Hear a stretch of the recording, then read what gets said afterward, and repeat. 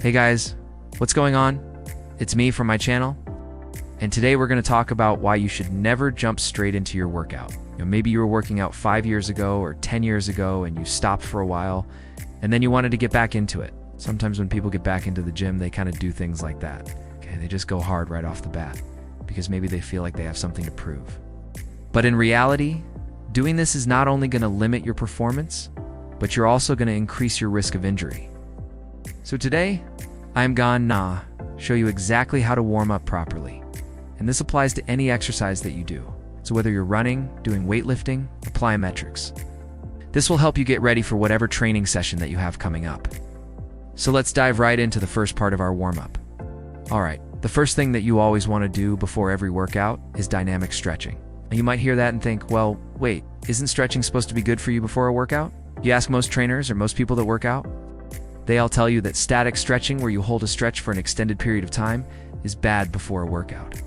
On the other hand, dynamic stretching, which is moving through a range of motion and gradually increasing that range of motion over time, is actually beneficial.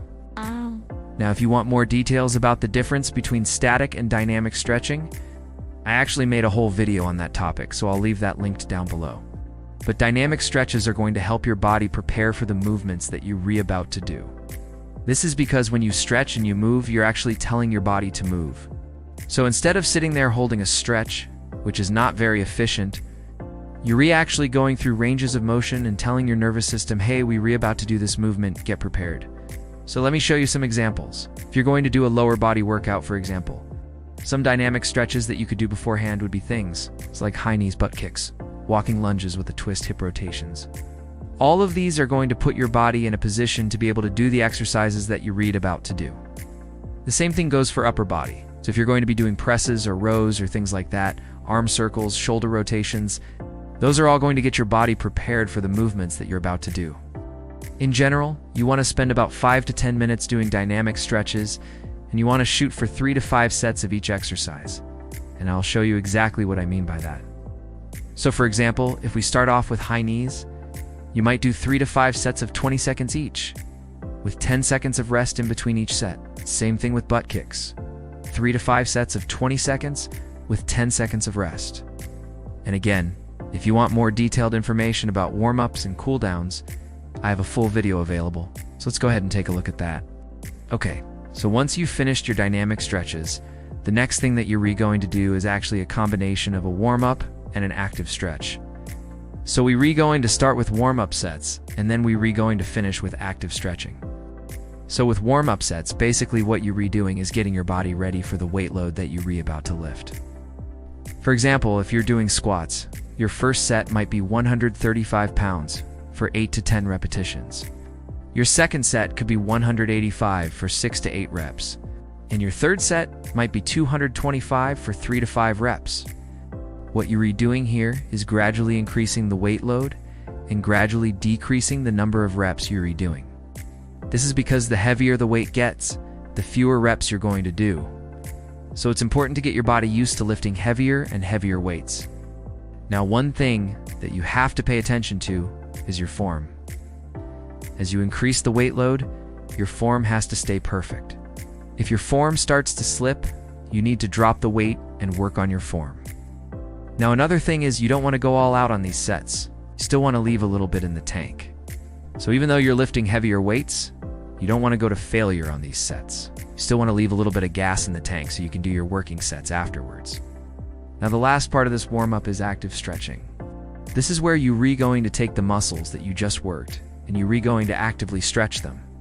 So what does that mean? Well, let's say you just did squats. Instead of doing a static stretch where you sit there and you stretch your quads for 30 seconds. What you're going to do is you're actually going to contract those quads. So you're going to do active stretches like leg extensions or knee flexions. So anytime you see an exercise with flexion in it, that means that you're contracting that muscle. And when you contract the muscle, you're actually telling your body to lengthen that muscle. So when you get to the point where you're done with your warm-up sets, you can move on to your active stretches. With these, you want to do 3 to 5 sets of 10 to 30 seconds each, depending on how much time you have available. Okay, now that you've done your warm-up, you're ready to start your workout. You've increased the blood flow to your muscles. Your joints are nice and loose and you're ready to get after it. All right, So now let's talk about the main topic of the video. Why you should never jump straight into your workout. Well, there's two reasons. The first reason is that you're going to limit your performance. When you try to go too heavy or too fast or just jump right into things, your body is not prepared for it. So immediately you're going to limit your performance. The second reason is you're going to increase your risk of injury. This is probably the biggest reason. People get injured when they try to do too much too soon, so you definitely don't want to do that. So what should you do? Well, you should take your time and gradually progress. So if you're new to the gym, start with the basics. Start with things like body weight exercises. Maybe use resistance bands and gradually work your way up. Don't try to impress anybody. Just take your time and gradually get stronger.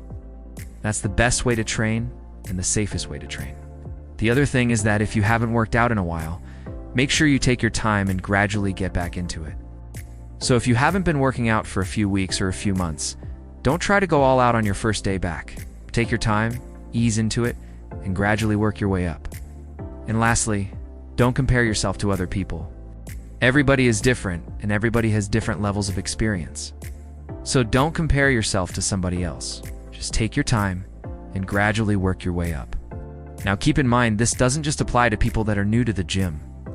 Even if you've been training for years, it's still important to take your time and not jump straight into things. Maybe you want to test yourself and see what you can do. Maybe you haven't slept enough, or you haven't eaten enough.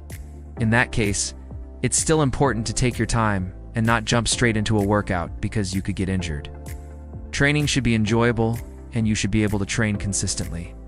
And in order to do that, you need to take care of your body and not jump straight into workouts. So hopefully you guys enjoyed this video. If you did, please hit that like button and subscribe to my channel.